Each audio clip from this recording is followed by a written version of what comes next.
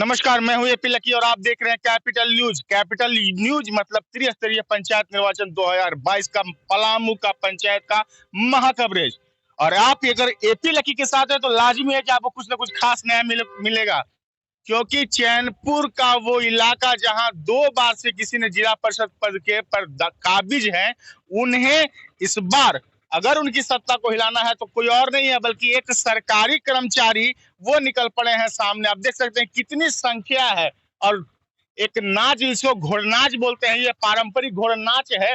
उस घोड़नाच का शुभारंभ हो चुका है और ये परंपरागत चैनपुर का इलाका है। यहाँ हमारे साथ हैं प्रत्याशी छोटे लाल गुप्ता जी, जिन्हें आमतौर पे आप पीएचडी का एक पेयजल यानी कि पानी पिलाने वाली व्यवस्था को दुरुस्त करने का जिम्मा के तौर पे देखते होंगे।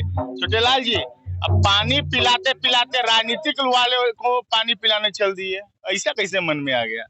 देखिए, ये मेरा जो भावना है शुरू से ही समाज सेवा के प्रति रहा है। हम पेयजल स्वच्छता विभाग में कार्यरत हैं और वहाँ से रहने के बावजूद भी हमारी मन में बराबर मंशा रहा है क्षेत्र के विकास की।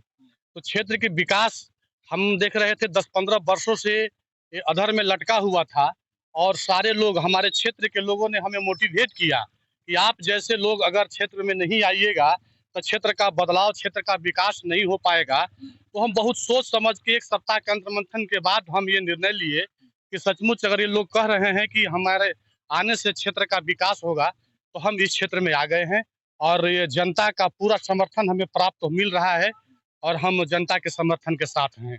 तो लोग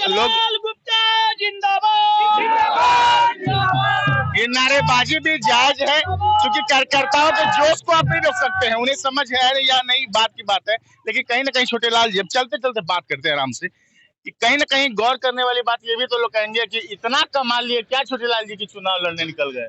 देखिए, कमाने की बात नहीं है। हम जिस पोस्ट पर हैं, पाइपलाइन निरीक्षक के पोस्ट पर हैं, आप जान रहे हैं, हम चाहते तो हम बहुत से रुपया कमा सकते थे, लेकिन मैं डंके की चोट पर कर रहा हूँ। पूरे शहर में मेरा नाम सम्मान के साथ लिया जा सकता है और पूरे उम्मीद के साथ मेरे पास हजारों कॉल आते हैं कि छोटे लाल गुप्ता मतलब पानी की व्यवस्था, और मैं उनकी व्यवस्था पर खरा उतरा हूँ और उसके बाद हम चुनाव क्षेत्र में आया हूँ और उन लोगों को भी आश्वस्त करना चाहता हूँ कि मैं क्षेत्र में जीतने के बाद भी मैं उन लोगों के ऊपर भी ध्यान रखूंगा। आइए थोड़ा छाया में बातें हो जाए। छाया में, चूंकि गर्मी, तपती गर्मी और झुलस वाली गर्मी, उमस वाली गर्मी, हर गर्मी है। इस गर्मी के बीच में एक खास बात, अगर हम इस इलाके को देखें, ये कौन सा चैनपुर का कौन सा इलाका हुआ? ये चैनपुर का ये जिला परिषद संख्या 17 माने मध्य कह सकते हैं। ये मध्य क्षेत्र हुआ, जिला परिषद संख्या 17 है। मध्य क्षेत्र को अगर हम गौर से देखें, ये पहले से आपका खनिज से जुड़ा हुआ, वन संपत्ति से जुड़ा हुआ है। न वन संपत्ति बच रही है, न खनिज कोई काम में आ रहा है। ऐसे में क्या लगता है कि पंचायती राज का कितना लाभ मिलना चाहिए और कितना लाभ दिलाने के लिए आप तैयार हैं? देखिए, हम इस क्षेत्र में, राजनीतिक क्षेत्र में जब कदम बढ़ाए हैं तो बहुत कुछ देखने के बाद हमारा क्षेत्र बहुत अच्छा क्षेत्र है, सब चीज से परिपूर्ण है, लेकिन यहाँ इस क्षेत्र का जो प्रतिनिधित्व रहा है बहुत कमजोर रहा है लगभग 10-15 वर्षों से। तो उस प्रतिनिधित्व को मजबूत करने के लिए जनता की आवाज पर हम निकल पड़े हैं और हम वादा करते हैं कि जब हम आएंगे इस क्षेत्र के जो भी छोटी मोटी त्रुटियां हैं, मैं जनता के आवाज उभरूंगा, बन के उभरूंगा और ये सारा जो छोटी-मोटी त्रुटियाँ हैं, हम उसको दूर करने का प्रयास करूँगा।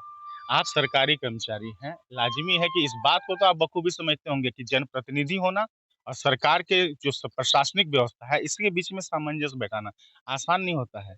क्या आप अपने अनुभव का लाभ दिला पाएंगे, ऐसा लगता है आपको? जी, हम सरकारी कर्मचारी तो मतलब पूर्ण रूपेण नहीं हैं, लेकिन उससे विभाग से अनुबंध हमारा था, लेकिन उसके बावजूद भी हम विभाग में रहने के बावजूद भी समाज सेवा करने का कार्य करते थे और अपने क्षेत्र के कोई भी व्यक्ति कहीं भी हम देखते थे कि मजबूरी बस फंसा हुआ है, इनकी हमारी आवश्यकता है, तो हम दौड़ पड़ते थे उनके समाज सेवा करने के लिए। तो यही प्रेरणा हमको आज समाज सेवा की ओर लाया है।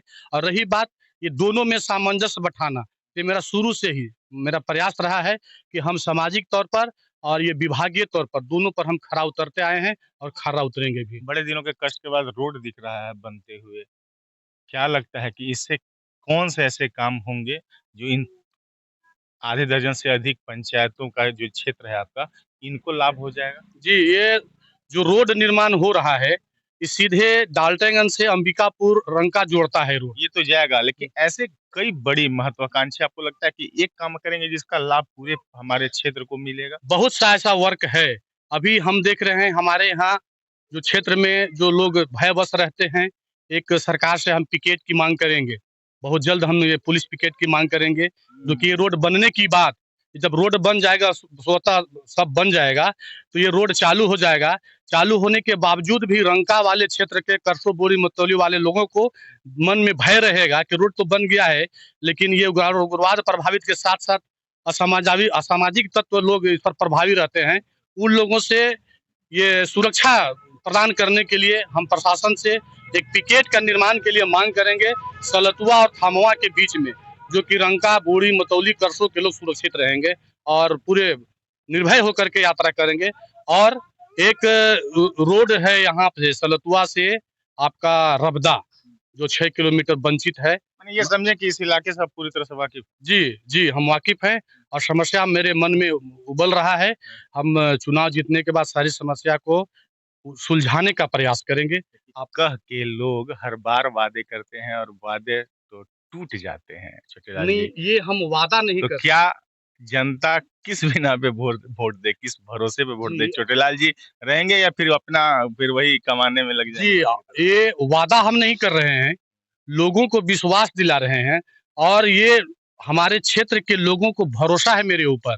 ये जानते हैं कि जब भी मेरा क्षेत्र, मेरा पंचायत, मेरा गाँव जब भी कोई समस्या से उलझा है या किसी भी विकट परिस्थिति में जब ये उलझा है, तो हम उसको उबारने का प्रयास किए हैं, उसको सुलझाने का प्रयास किए हैं।